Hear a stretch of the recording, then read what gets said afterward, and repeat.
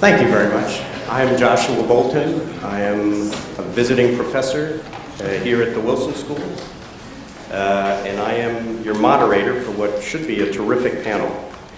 Our subject is the role of the private sector, foreign direct investment and trade, and it is today an ever more important subject than it has been. As the last panel demonstrated, foreign aid is less and less a component of development work, although it remains extremely important. The appetite and the wallet in the developed world for providing assistance to the developing world is diminishing. See the activities of the Congress just in the last few hours, where the federal discretionary budget has been substantially cut, which, assuming that foreign assistance takes it across its pro rata share of the cut, will mean a substantial reduction from where we are today in foreign assistance. And therefore, policymakers are increasingly looking to foreign direct investment, to trade, to the role of the private sector in helping to promote development in the developing world. We could not have a better panel to address these issues than we have here on the stage today. Our three panelists are Howard Pack, Ann Harrison, and Timothy Reif. Howard will give us an overview and focus on some of the flows in both foreign direct investment and trade, and will give us an overview of the role of the private sector in development. Ann Harrison from the World Bank will give us the World Bank's perspective, and we'll talk some in particular about the benefits of foreign direct investment. And from the U.S. Trade Representative's Office, we have the General Counsel of USTR, who will give some of the administration's perspective, particularly on the important role played by trade. I will introduce each of the speakers a little bit more lavishly as they come up, but let me give Howard Pack the lavish introduction that he deserves. He is Professor of Business and Public Policy and Professor of Management at the Wharton School and Professor of Economics in the School of Arts and Sciences at the University of Pennsylvania. He received his Ph.D. from MIT. He is the author of Structural Change and Economic Policy in Israel, Productivity, Technology, and Industrial Development, Industrial Policy in an Era of Globalization, Lessons from Asia, Arab Economies in a Changing World. And if that did not give you a sense of the breadth of Howard's expertise and experience, he has also been an advisor and consultant to the entire alphabet: the World Bank, State, AID, the Asian Development Bank, the Inter-American Development Bank, UNCTAD, the ILO, UNDP, and the OECD.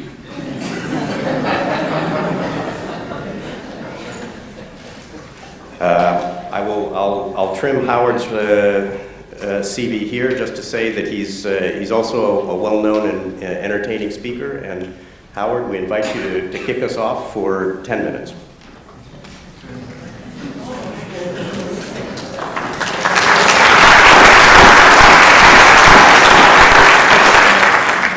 I sort of have gone through the same cut as the U.S. budget. It was from 15 to 10, which as far as I can tell is a third. So it's even worse than the U.S. budget. But I think I can do it pretty quickly. One of my views on the role of private investment in developing countries is the result of the areas I worked on. The preceding session was pretty depressing because it concentrated on Africa. And I've spent a lot of time in Africa, and a lot of my views were formed exactly the same way some of the panel members were, for depressing difficulties that aid has had in achieving success in Africa.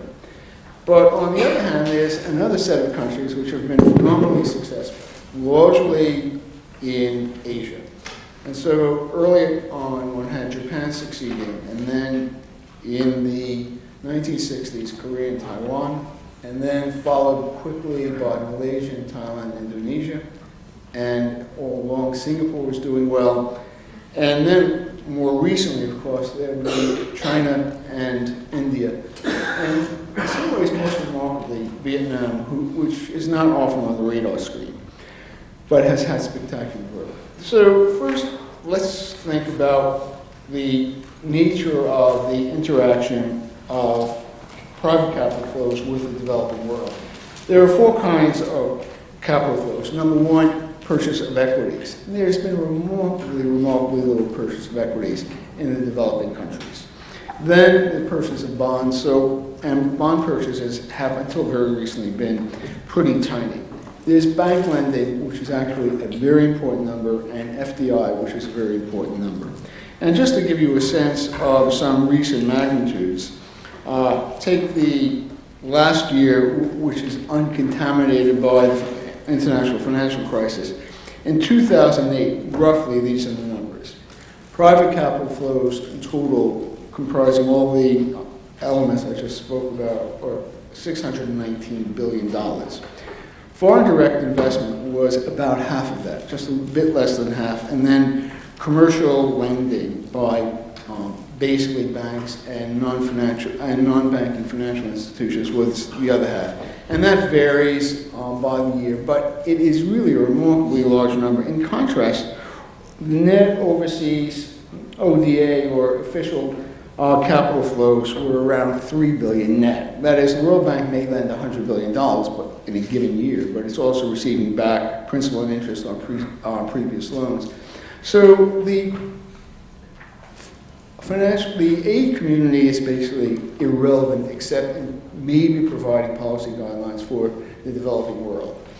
So what do we know about the success stories as opposed to the failures? Well, the succinct way of thinking about what the Asian countries did, and more, including India, and more recently, in a sense, a country like Rwanda, is the following.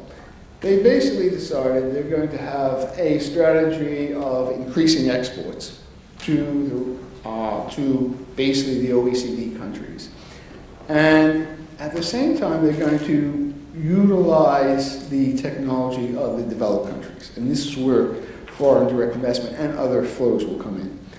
So these countries, basically, starting in the 1960s, except for Japan, which started around 1870, decided they would orient their countries to exporting labor-intensive products. So the early generation, Korea and Taiwan, they exported low-quality sporting goods, wigs, all kinds of industrial products which were labor-intensive, used a lot of labor per unit of output. And that experience should have set the benchmark for a lot of countries that are now experiencing difficulties. For example, the Middle East and North Africa has remarkably little in the way of manufacturing. Value-added share of GDP is originating manufacturing is by and large less than 10%. And there is, by some measures, almost no serious manufacturing activity in most of the Middle Eastern countries, including Egypt, which is the largest, in some sense, the most advanced. So the first thing countries have to do is export to developing countries, to the OECD.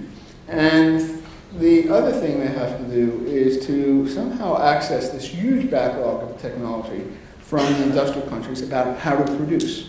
And to produce products in the world market now which are successful, you need foreign technologies. So somebody in the question period earlier raised the issue of the Green Revolution, which was indeed an important component of development for India, Pakistan, and Bangladesh, but must say not for Africa. Now, the way in which developing countries can access technology is threefold. They can sign technology licensing agreements with the advanced countries. But that's not really a capital flow. You basically sign on with, say, DuPont, we want to produce rayon, you'll tell us how, tell us your trade secrets. The second way of accessing technology in an important way is to purchase machinery, but the machinery often doesn't come with sufficient knowledge, so you have to employ consultants who can help you on this. And the third is through FDI. Now, the basic problem in the year 2011, which will lead us back to the Middle East, is that to successfully produce manufactured goods, it's not enough to have an isolated factory which turns out to be efficient, but you have to become part of a marketing network. You may produce a component for Dell, you may produce the keyboard for Dell, or you may sign contracts with a company like Walmart. But you can't do it as a solo practitioner. That world is out, and therefore countries have to link themselves to developed countries. So they need two things. They need a marketing network, which FDI brings in. They need technological knowledge, which FDI brings in. But simultaneously, they have to have within the countries themselves a set of policies which will be conducive to exporting. And here's where some history is very important. Any number of countries in the early post-colonial period, say starting after 1957 in Africa, and 1947 in Asia when India became independent, they had a long history of hostility to foreign direct investment, which carried over for a surprisingly long period of time. And even though one could always point to a counterexample like Singapore, which had done remarkably well precisely by inducing foreign direct investment into the country and exporting products of those companies, Singapore was not a convincing example to many of the countries for a whole variety of reasons. There was a carryover from socialist beliefs and so on. So if you look at the year 2011, you look at the contemporary issues in the Middle East, North Africa region. And you say, okay, this is in the headlines every day now, and what's the basic problem in the Middle East and North Africa? It's clear there have been long-standing regimes without much change and much democratic opportunity. But in addition to that, a critical issue is that there has been a huge growth in population, and that is now reflected in labor force growth rates. And so a lot of these kids from one sees in Tahrir Square and are complaining about the absence of jobs. Remember what an absence of jobs means in a poor country. It means basically that young men can't have girlfriends. They're living at home with their parents until they're quite a bit older than usual. Now in the U.S. you have people living with their parents because they can't get jobs also, but that's probably a passing phenomenon. So if one were to ask the question, what could the Middle Eastern countries going from Tunisia in the west through to Egypt, and then go northeast to Syria, and then southwest to Jordan, what can these countries do?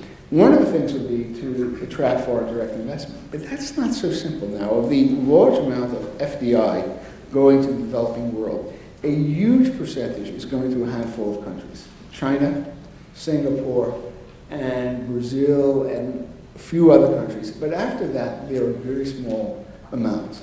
Now, many of the countries are saying, okay, we want the share of this pie, but the trouble may be that they were scheduled for a 10 o'clock flight, and they got to the airport at 10:05, the plane took off, and they're left without a transit list.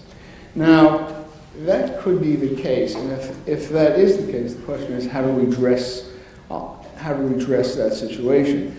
The example of Singapore is most transparent. Singapore provided superb infrastructure. Electronic communications, telecommunications, very good electricity, very good port, very good airline, very good airport. But in addition to that, Singapore, having set that menu, could not count on people coming and eating at the table. They then tried to attract companies by going out and banging on doors. That is probably a very difficult task.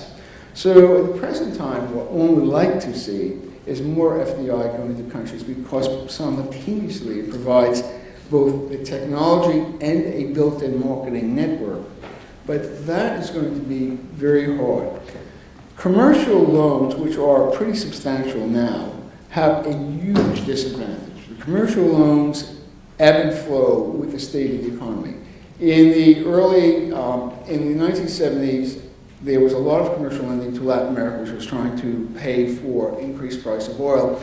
When the debt crisis in 1980, 81, 82 hit, those loans were pulled out as they became due. Same thing was true 1997 to 1999. The Asian economies, which had attracted large amounts of deposits from banks and non-financial and non-banking financial intermediaries, those funds were pulled out of the Asian economies and exacerbated the problems in 97, 99. By the way, the lessons of 1997, 99 are still with us in the following sense. Countries like China and Korea and many other countries in Asia, plus Brazil and others, are accumulating foreign exchange reserves. They were subjected to conditions by the IMF, which they found onerous, and they basically said, we will not subject ourselves to those conditions again. Therefore, they run balanced payments surpluses when they can, which exacerbates the increase in income in the OECD countries, because those countries continue to insist on running export surpluses rather than becoming sources of demand for the U.S. Now, I'm going over some details, but glossing over some details. So the basic point now is that at this point in history, there are major problems which we know exist, and the Middle East and North Africa is a sea change. Despite the hopes for democratic revolution, having recently written a book on Middle East and North Africa, I've paid very close attention to the details as they emerge on a daily basis, political details. We all know the history of revolutions. It's not been very optimistic. Starting in 1789, forgetting the U.S. Revolution, which had a remarkable outcome, but starting in 1789, the French Revolution, one had the Terror closely following the revolution. And most revolutions since then, there have not been happy outcomes. The Russian Revolution, for a brief period, had Kerensky, who was then pushed aside by the Bolsheviks, and the Bolsheviks ran the country for 73 years. And we know that Algeria, one had a revolution from 56 to 62, and then stagnation since 62. On the other hand, there's one revolution which has been interesting, not because of its democratic import, but Vietnam was also subjected to French colonialism. And then when the French left in 1954, were forced out at the Dien Bien Phu, the U.S. took over, and Vietnam was, as you all know, pretty heavily bombed. But Vietnam has had a remarkable recovery. In 1984, Vietnam's per capita income was 1/7 of that of Algeria. In succeeding years, Vietnam's growth rate was substantial. It was a very spectacular and relatively steady growth rate with some ups and downs. And it was roughly 6% a year per capita. So from a ratio of having $1 for every $7 of Algerian per capita GNP, it's now, that gap has been decreased to 1 to 3, which is a remarkable achievement. Now, Vietnam had this enormous benefit of being the greater Asian sphere, which has some resonance about World War II, but the view was that, look, our neighbors were successful. Japan, Korea, Taiwan, Singapore, and so on. They're no better than we are. We will open up to the international economy.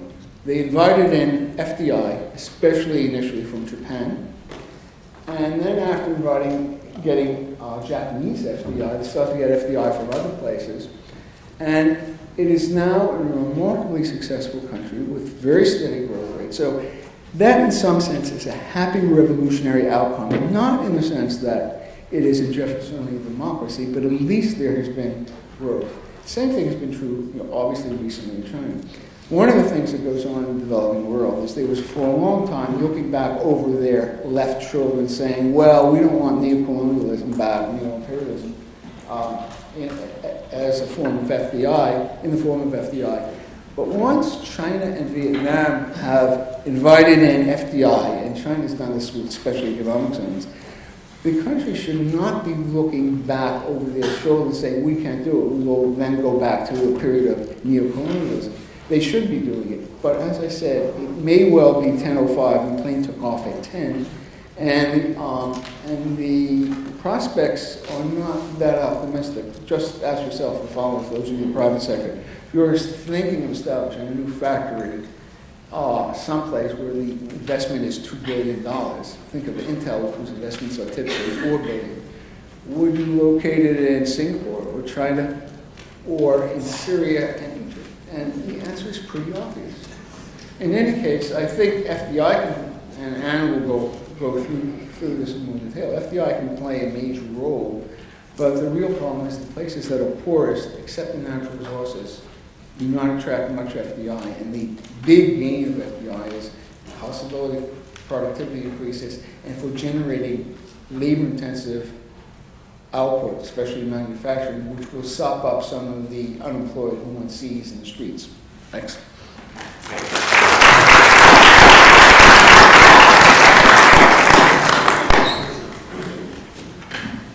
Thank you, Howard, for that good introduction. Ann Harrison is the Director of Development Policy at the World Bank.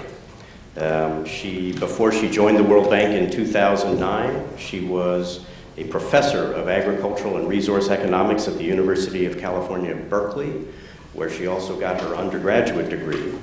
Very importantly, she got her Ph.D. here at Princeton and is celebrating your 20th anniversary. Well, for those of us celebrating our 35th anniversary, that sounds like yesterday.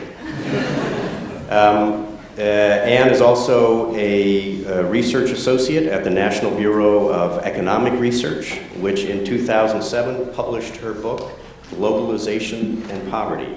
Anne, welcome.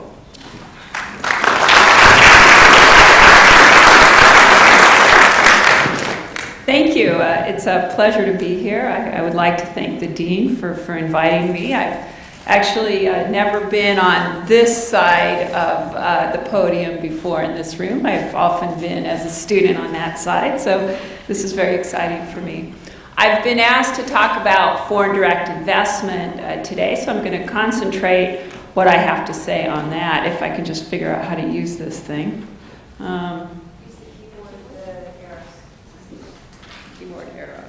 Okay. Oh, okay, great. So first of all, let me try to sell you on why we care about foreign direct investment, even when we care about aid. Just to give you a sense of how important it is, if you look at all the trade, the volume of trade in the entire world, then actually FDI is twice that amount. So we hear a lot about the importance of trade, but for every dollar of exports through all countries in the world, there's usually $2 of sales by some foreign company somewhere. So from that metric, actually FDI is twice as important as trade as an economic phenomenon. If you compare it to aid, which actually Howard did very nicely for you, it's even more important. So the World Bank has calculated that if you add up all the outbound foreign investment from the DAC countries, the Development Assistance Committee, those flows were 6 times as large as official development assistance, and the total amount was something like $823 billion in 2009. So if we could think of FDI as a potential form of aid, and that's of course a big question, it's extremely important. So actually my challenge here is, let me see if I can go through this. So first I actually want to start out by giving you some trends in FDI and trade. And what I'm going to argue is that we are facing a completely different world. Tomorrow will be a world that none of us have ever experienced, where the United States is no longer going to be the major leader. And we're also seeing, as we go from G7 to G20, a great sort of absence, potential absence of leadership. Someone at a conference I was at yesterday called it the G0. I'm going to talk a little bit about that. Then I'm going to talk about FDI. Is it really possibly an alternative for aid? Some people traditionally have thought of multinational corporations as a curse. Others think of them as a guardian angel. Can we talk a little bit more rationally about the benefits and the costs? And then finally, I'll talk about what I was actually asked to talk about, which is the World Bank view on FDI. And so I'll have one slide on the quote-unquote official World Bank view. By the way, there is no official World Bank view. The World Bank is an incredibly democratic institution, and even within the smallest department of the bank, everybody disagrees. So it's hard to give a World Bank view, but let me try. So my biggest challenge here is with this. Okay. So the first thing I want to point out is this new world. The big term that's used everywhere in the bank and outside is multipolar. What do we mean by multipolar? Well, just look at these numbers. What these numbers are showing you is that before, say, even just 10 years ago in the year 2000, most FDI was going to rich countries, okay? So that's the blue line. The blue line is telling us how much FDI was going to developing countries. In 2000, 20% of all FDI outflows, foreign direct investment outflows, were going to rich countries. By 2009, half of foreign investment is actually targeting developing countries. Incredible change compared to, say, the last 100 years. But even more striking is that where is this foreign investment coming from? In the past, it always came from rich countries and went to rich countries. Well, now, increasingly, foreign investment is actually coming from developing countries. By 2009, our orange line tells us that, in fact, 30% of foreign investment originated in developing countries. So the Chinese are setting up plants in Africa. The Koreans are setting up plants in Indonesia. So this trend is really remarkable, and this is partly what we mean by a multipolar world. The same trends are happening in trade. So these are projections from our forecasting unit, which is showing you the share of world trade coming from advanced countries and emerging countries. And let's just focus on exports, which is the right-hand picture there. What you see is that, say, even as early as 2004, and some of these are projections, developing countries accounted for 1/3 of world trade. Advanced countries, the other 2/3. We are projecting by 2025, half of world trade will originate in emerging countries and only half in advanced countries. We are witnessing a massive shift in the reallocation of sort of global output, global trade, global flows from the developed to the developing countries. One could think of it as going back to the early sort of 17th, 18th centuries when countries like India and China were dominating the world scene. Where will FDI go tomorrow? We've asked transnational corporations. Most of them are going to the BRICS, China, India, Brazil. The US is number 4 here. We are looking at a real transformation. The problem is, as we see it, some of us see it at the World Bank, is what we need multilateral leadership. We need an organization that can somehow police these flows and make them less risky. And in fact, what we're seeing is sort of a very slow emergence of that kind of leadership. And in fact, on the FDI front, which is where I was asked to talk, but I'd be happy to talk about trade, there is no multilateral leadership. And a sort of an illustration of that is the emergence of what is known as bilateral investment treaties, or BITs.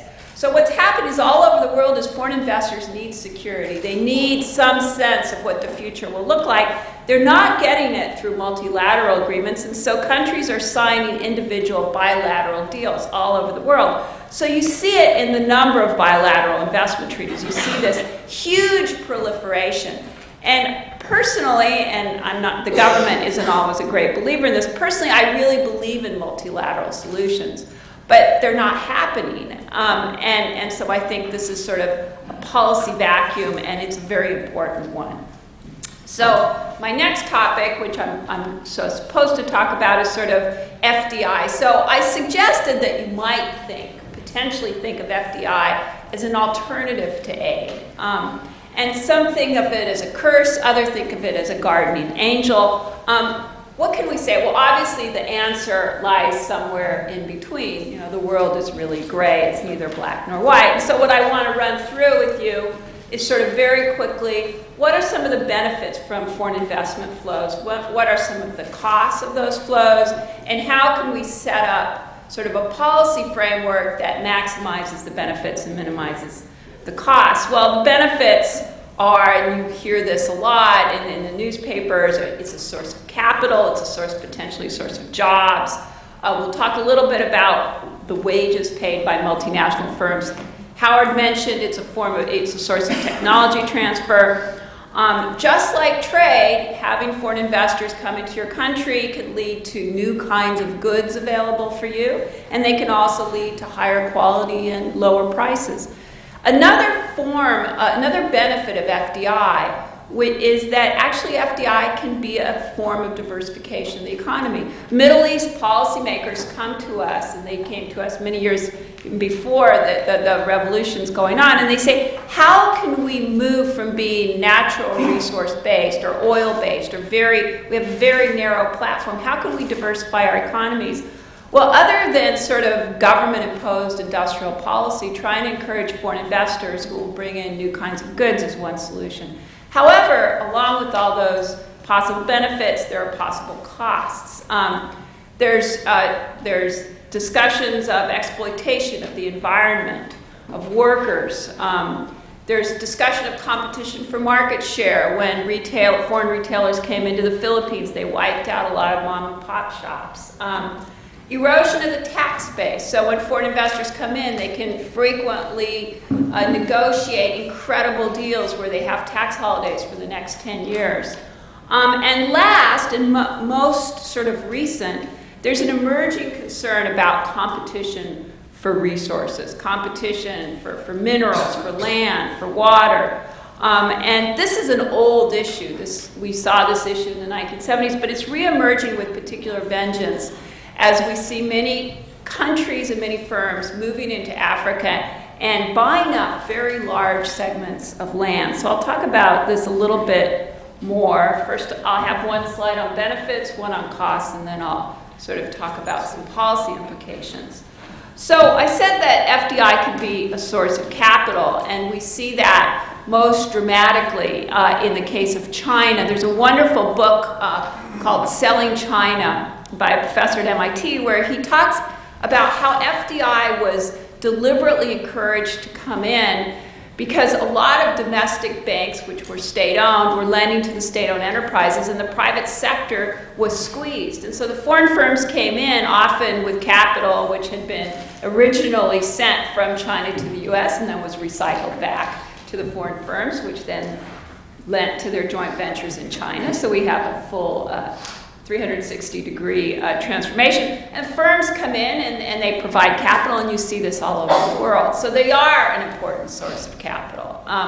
However, one has to be careful. In highly distorted economies, foreign firms can actually crowd out domestic investors.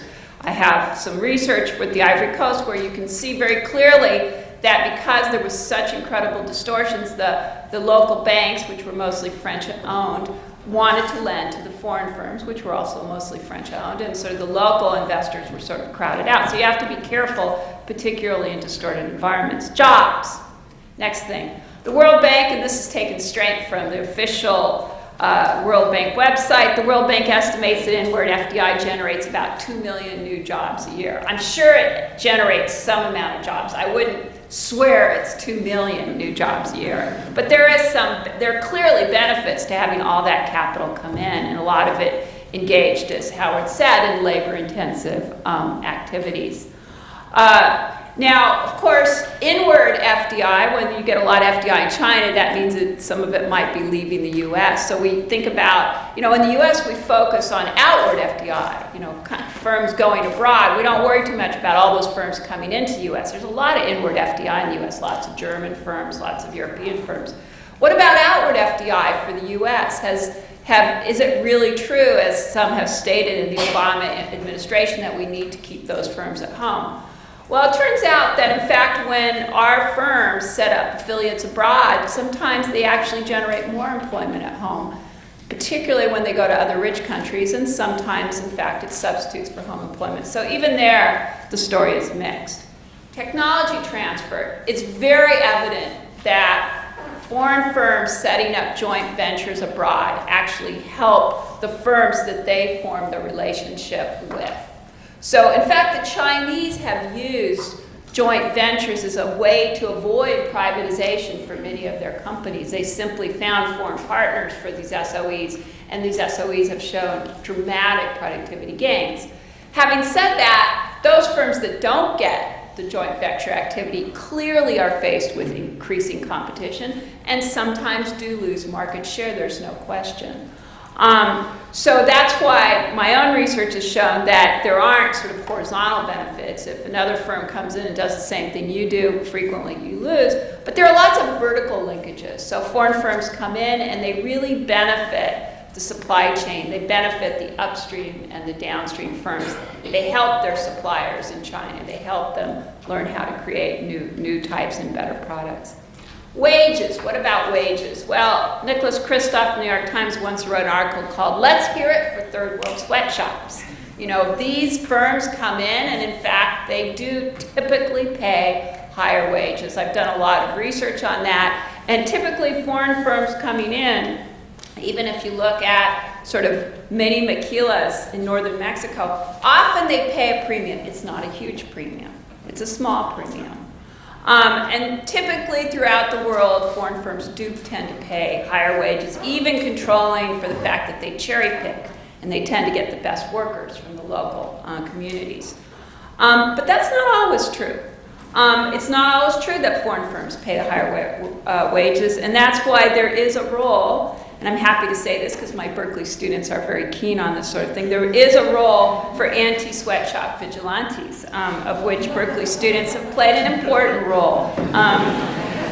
Okay, I'm sort of out of time, so I won't talk to you. I won't talk to you about what happened in Indonesia, but I will say that in Indonesia, the anti-sweatshop campaigns did make a difference. So I have some students that are very happy about that. Unfortunately, I'm out of time, so I can't really talk about the costs of FDI. But there are costs. There, in some countries, Angola, Niger, foreign firms have really had significant negative effects, especially in extractive industries. They've eroded tax bases. There's what some refer to as land grab going on in Africa. So what can you do about that? Do I have 30 seconds to sort of... Especially since that's the subject I asked you.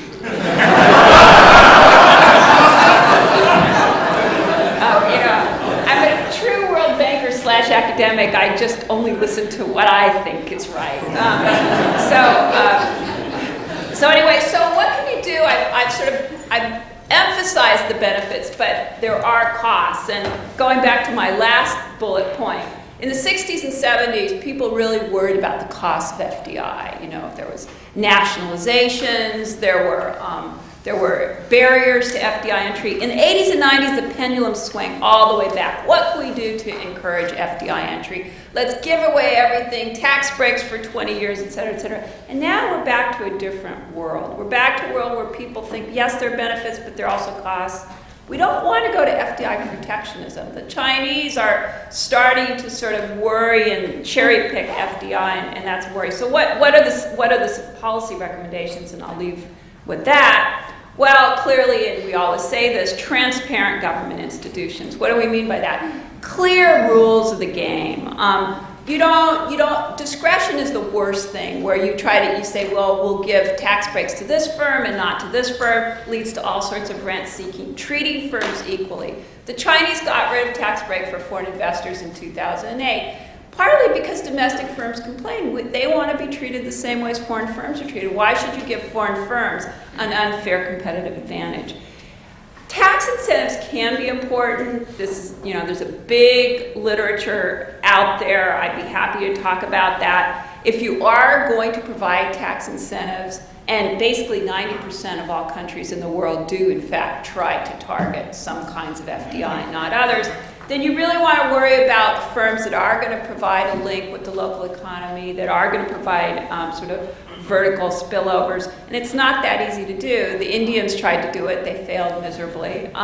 The Chinese have been more successful. But in the end, and I'll just leave it at my third bullet point, even more important is, big markets, human capital, infrastructure, all that sort of trumps the importance of very specialized incentives. Okay, that's it.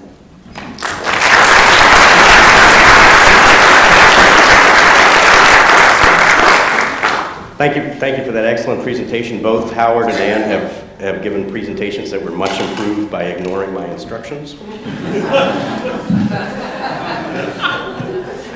In In 1989, when Anne was just getting comfortable up there in the back row, I was the general counsel to the U.S. Trade Representative, the newly minted general counsel to the U.S. Trade Representative, and I had one slot to fill on a junior lawyer slot on what was then a pretty small office. And I had a big stack of resumes because it's a very popular job, even back then when international trade law was a relatively new field. There were a lot of applicants. And there was one resume that I pulled out because the candidate had both an undergraduate degree from the Wilson School and a J.D. MPA from the Wilson School in 1980, and for the undergraduate in 1985 for the MPA J.D. from the Wilson School and from Columbia. So I, sight unseen, well, actually, sight seen, I took a chance on him. It turned out to be one of the best moves I ever made as a government official because it was Tim Reif who took the role as Associate General Counsel at the U.S. Trade Representative's office, and during my entire tenure there, he was one of the most valuable players, not just in that individual office, but in the agency overall. He went on to a distinguished career in other areas of international trade and international trade law, serving relatively recently as the Chief International Trade Counsel to the Committee of the Ways and Means Committee in the House, which is the senior-most staffer on trade in the House of Representatives. And then at the outset of the Obama administration, the president was wise enough to invite Tim to become the general counsel to the U.S. Trade Representative. He's also been a teacher both here at the Wilson School and at Columbia Law School. And Tim, to you we also say welcome back.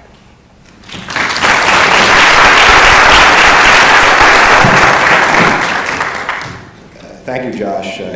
You should know that in other contexts, when I was not around, including I think in some published academic articles, Josh has referred to that first hiring decision at USTR as the single biggest mistake that he made during his tenure at USTR, but since I was here today, he's changed that story a little bit. I'm going to speak very briefly. What I'm going to do is take you from the macro down into the micro. And what I think I was asked to speak about, although I'm sure I will be corrected about this momentarily, was the trade dimension. And what I'd like to talk about specifically is the way trade rules help to create the best possible scenario for trade and the private sector conducting trade. And I'd like to just simply do two brief examples that I think are instructive. They're not a panacea, they're not broadly generalizable, but taking us from the macro down into the nitty-gritty, I think they illustrate both ways that we can succeed in enhancing trade flows with developing countries on hot-button issues and also where we have unfinished work to do. In case Ambassador Kirk or the President is listening in the spillover room, the Obama administration has a broad-based policy dealing with the developing world, from our negotiations on the Doha front to the work we're doing with a labor case against Guatemala, the trade agreements that we hope to move forward on very soon on Korea, Panama, and Colombia. However, I'm going to focus on two very specific examples. The first example is the African Growth and Opportunity Act. And I'm going to talk also about process, and do so in the next 7 minutes, so that we will have ample time. I have a slight inclination that there are questions out there that you are interested to ask us. The African Growth and Opportunity Act is something that came out of nothing. In the Uruguay Round Agreements Act, a congressman from Seattle, Jim McDermott, who had happened to serve in the Peace Corps, asked for a 5 annual reports on trade with Africa. At that time, USTR didn't even have an Office of Africa. Africa was lumped in with South America.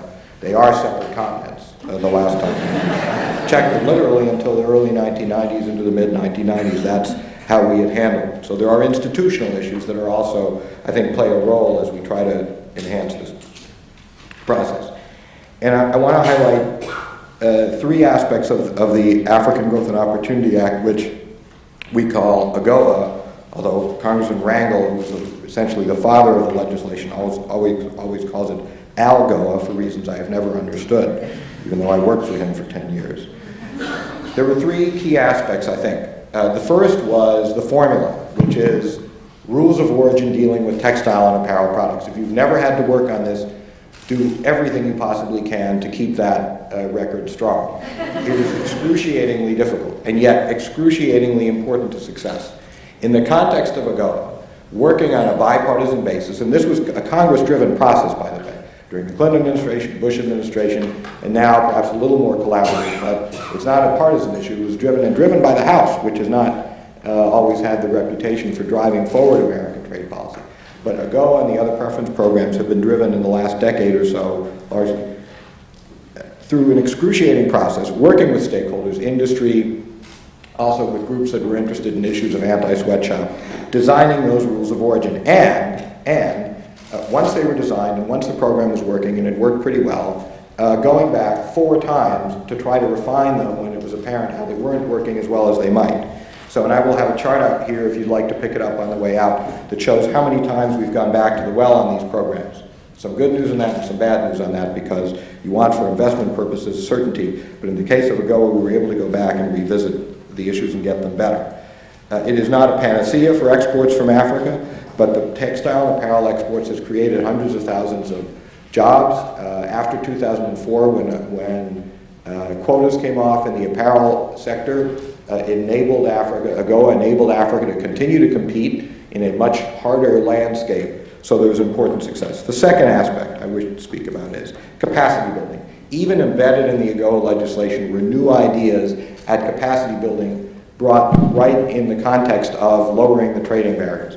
For example, there was a mandate to our agriculture department to send out additional experts to assist in what's known as sanitary phytosanitary inspections. There were agricultural products, fish, and other kinds of products that could not be exported from Africa because they did not meet European or American or Japanese or other SPS standards.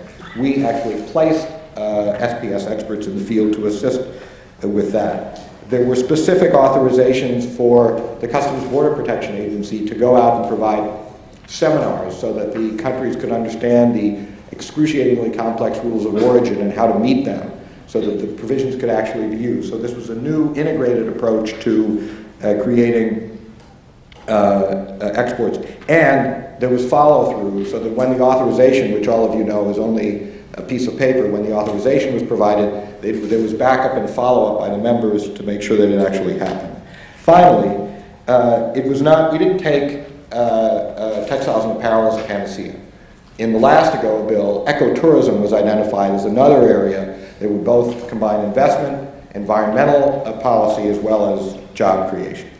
So in one area, in textiles and apparel, an example of both, I think, important successes by excruciatingly painful legal and policy work and political work to try to create a coalition, a lasting bipartisan coalition, which was created to continue to support these programs. As Josh mentioned at the beginning of the program, having a bipartisan support for these programs is terribly important, and that's been difficult to sustain in the last decade. The second example I want to use deals with intellectual property, which is an issue on which we have often polarized discussions, especially with developing country partners, and where there's, I think, an important opportunity for working out issues. And the same theme is going to prevail, which is to say, the only way to work these issues out from broad, polarized, conceptual arguments where people tend to be at one another's throats is to get into the nitty-gritty and see if there is a possibility of common ground. In the summer of 2009, not long after I arrived at USTR, I was asked to take a meeting with a company by the name of TEVA. So I did so because, as Josh knows, I have 4 young children and we needed some sandals. And I thought I could get some free sandals from the company. It turned out Teva doesn't make sandals. They are the largest generic pharmaceutical producer in the world, which I think everyone knew but me. And they came in and basically said, here's a private company coming in, they said, we have had a problem with your government, and the Israeli government has had a problem for 5 long years, trying to work out the rules of the road in patent and related areas for how to produce And we think we might be able to find a way through. Could you please try to pay some attention to this?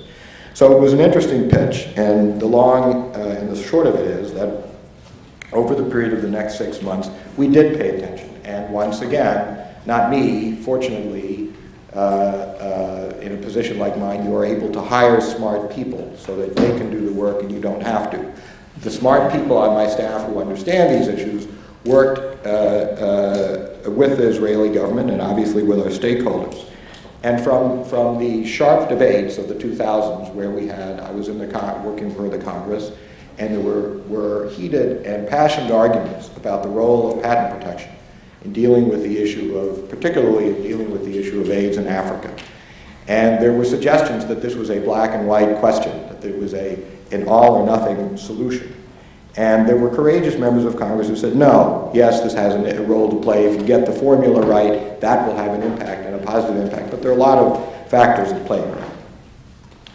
And late in the 2000s, the Congress reached an agreement, I think a groundbreaking agreement with the Bush administration on a new formula that brought us from a more difficult place in the early 2000s to a better place in 2007. And in 2009, we were able to reach this agreement with Israel, which I would submit is a further elaboration of a way of trying to find a common landing zone, trying to find common ground, so that when that agreement was announced a year ago, both the innovative pharmaceutical industry, the generic pharmaceutical industry, NGOs that worked hard on this issue, the government of Israel and ourselves, and all of the members of Congress who participate heavily in this, were very pleased.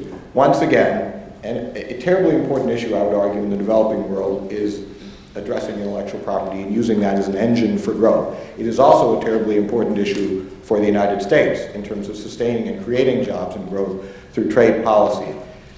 Through this example, not readily generalizable, but working into the careful details, it's an example of one way on one issue that we, I think, can see our way through.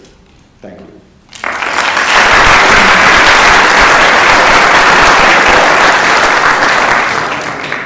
We now have a few minutes for questions due to weak supervision from this chair and a total breakdown in discipline. We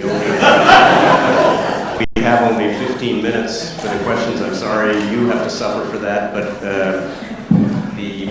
this has been a terrific set of presentations. I hope it's triggered some questions, but please make sure your question is brief and actually a question rather than a statement.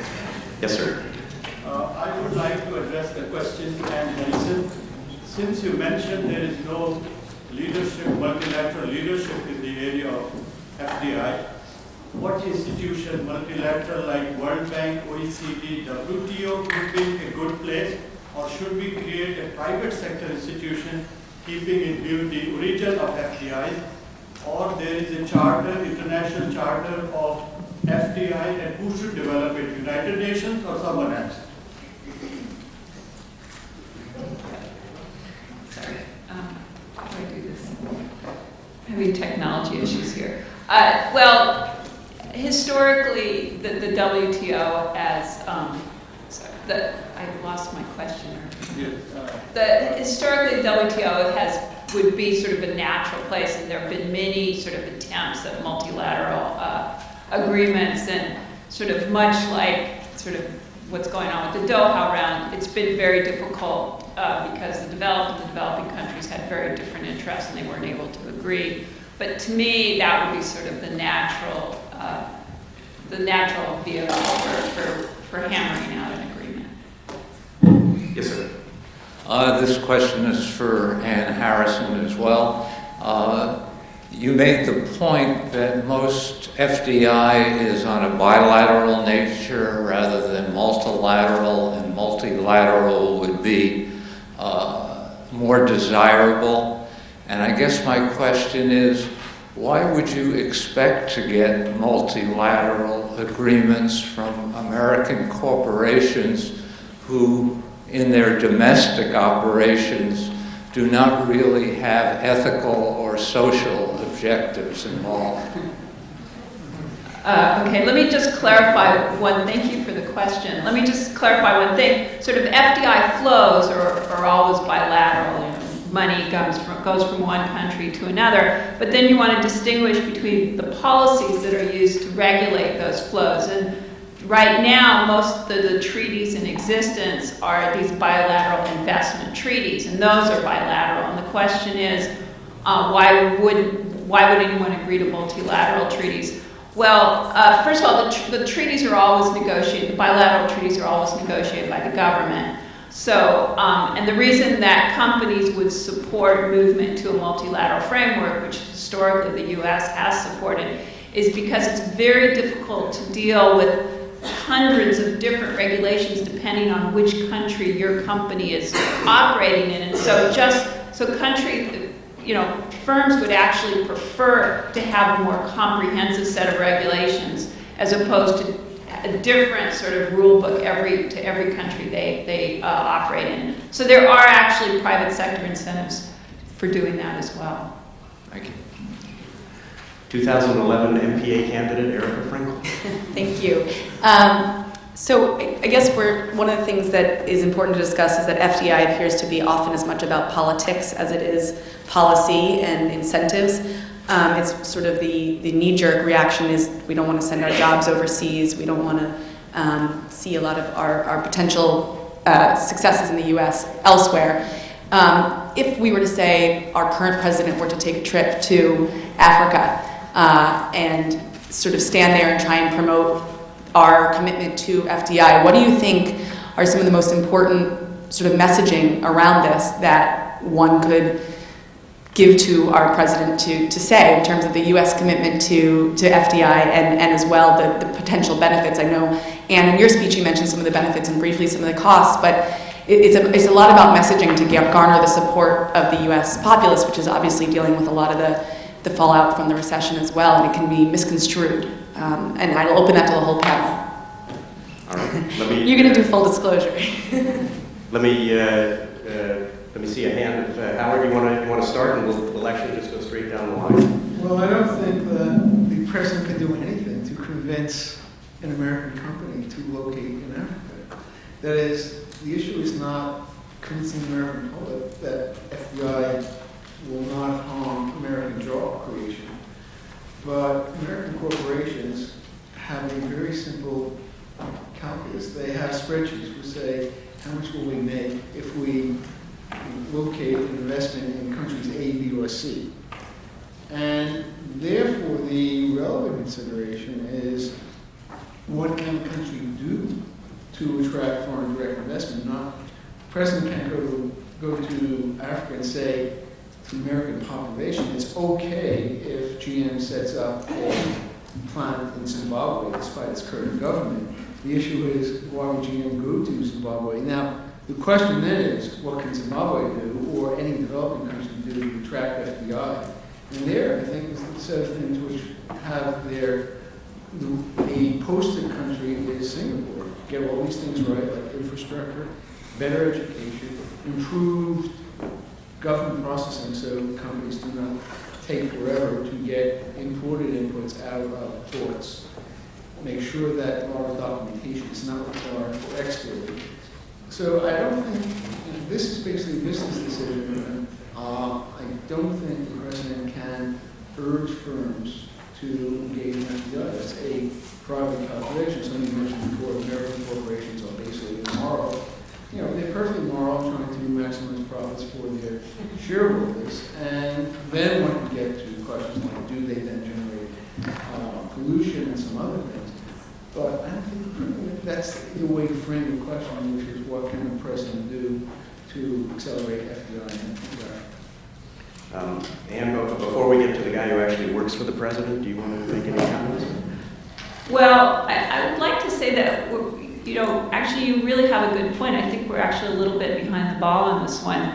The Chinese government has figured out, and the Chinese firms have figured out way before the American government, that Africa is the place to go. And they are very actively investing there. And actually the World Bank is brokering solutions because some of the Africans are concerned that they're not getting benefits from these people coming in, that they're not happy with the zones, they're not happy with the way the infrastructure is being built. And so the World Bank's actually brokering it to make sure that the Chinese investors are happy and the African entrepreneurs are happy. I attended a Nouriel Roubini sort of gave a talk yesterday at Wharton and was asked by one of the students there, if you had $10 million to invest, where would you invest it? Without hesitating, he said, I put it all in Africa. And that was really quite an eye-opener. I could talk more, but I will let my other panelists say. Thank you. Tim? I think two quick points. One, in the Africa context, one of the things that I didn't mention is that one of the goals of structuring the rules of origin was the hope was that there would be more upstream integration of production of textiles in Africa, rather than just the sewing jobs, which are terribly important, but hopefully integrating upward. And there was, I think, a hope, this was when prior to my work with the administration during the late 90s and in the 2000s, that there would be American firms interested in, so that the textiles would not come solely from various parts of Asia or South Asia, but that they would be also produced within Africa. And that was a mixed record of success, and I think reflects the points that were made by the other two panelists. Secondly, there is a structure for regulating foreign investment that the administration does carry out, which is the bilateral investment treaties that Anne mentioned, and also their counterpart provisions embedded in our trade agreements, where we are trying to ensure that U.S. investors, when they're operating in a foreign country, are not disadvantaged relative to local investors, and we make sure that those provisions are also operating properly when they're in the United States. Thank you. We're down to our last two. Yes, ma'am. About 10 years ago, I was part of a small committee at the national level of the League of Women Voters, and we were under attack for our free trade policy, which goes back to the 1920s, from environmentalists and labor people. It was kind of a shock to discover the other 5 members of the committee knew nothing about trade, and I was not optimistic. And I'm happy to say that in the end, we endorsed the World Trade Organization and multilateral trade negotiations, gave only a very lukewarm endorsement to bilateral, hoping that, as Fred Bergston has argued, NAFTA was a spur to finishing the Uruguay round. And I don't see any indication that these bilateral trade treaties, which are now being negotiated, are spurring on the Doha process. And I would like some assurance that we are not destroying the multilateral in the process of going after all these bilateral agreements. One other point, and that's the phytosanitary standards. It's my understanding, going back a few years, that it was simply too expensive for very poor developing countries to follow them. And sending in technical aid doesn't really sound sufficient to me. So perhaps you could address that. I think it probably should go to Tim to talk maybe about the tension between the multilateral and the bilateral negotiating agenda. A quick answer to that is the GATT contemplates that countries can go and do trade agreements beyond what the GATT provides, and now the WTO. There's an article in the GATT, Article 24, that provides if one country gets together with another or several other, and they cover substantially all of their trade, then they are allowed to conclude an agreement that goes beyond the terms, that takes tariffs further down or extends rules in other kinds of ways. But it puts the other participants in the multilateral agreement at a disadvantage when you do that. In legal terms,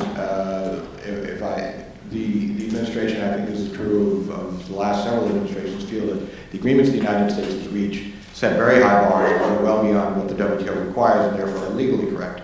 I think the economic argument, which is a much longer one, is the question is there is always some displacement when you prefer a trading partner in the NAFTA context to Korea or other countries that have entered into these agreements. And I think the theory behind Article 24 is that if you do it according to the rules, then the benefits to enhancing trade, perhaps serving as a model in other contexts beyond that FTA, will outweigh whatever distortions there might be. Thank you. We're going to move on to the last question. Hi, Bart Chapter Class of 2006. There was an idea floated recently where you would essentially be able to import governance into regions that want to attract foreign direct investments. You can envision, importing an institution with foreign judges or foreign officials to sort of provide some of the governance functions that may be lacking in a given country. Is that at all a realistic or a serious policy option that's been debated in the field? The EU does this in Kosovo. They have lots of judges and police officers for different purposes, but you could envision a similar model slightly transferred to various countries where you would want to attract foreign direct investment, but you're concerned about the security risk and so on. And obviously there are lots of political issues with this type of proposal, but has there been any development on this type of idea, and what are your thoughts on it? Thanks. Howard. Well, I think that's an interesting idea, but remember, the civil services of most emerging markets are themselves pretty sophisticated. They have a fairly substantial interest in the current regime. And yes, if you had disputes about rules of origin, you had foreign judges, that would be helpful. But there are still all these critical issues of provision of infrastructure, the quality of education, and the way in which administrative procedures work in the country. If you're going to produce, going back to this earlier example, clothing in an African country, and you're importing textiles, they're not producing woven cloth or doing the spinning, you still have to have an absence of tariffs and a quick clearing in ports of the imported textiles. So that's only a very partial solution. It's a technocratic solution which will address one small part of an issue, which might well be important, but it's a much more complicated thing. There are no magic bullets on importing governance into the development world. Right. I will now retrieve control and actually end this panel on time. Thank you to the audience for excellent questions, and join me in thanking an insubordinate